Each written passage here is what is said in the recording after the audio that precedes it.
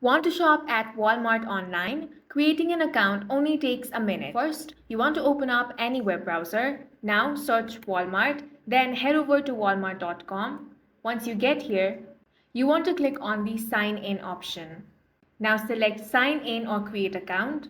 Then you will be prompted to this page. Here you want to enter your phone number or email address. After that, click on the continue option. Here, enter your first name, then last name. Now enter your phone number. Create a password. Make sure to create a strong one. Then click on the continue option. Now, a verification code will be sent to the email address you entered. Go ahead and enter that code, then click on continue. Now you want to enter the 6-digit verification code that was sent on your mobile number. After entering, click on verify and create account option.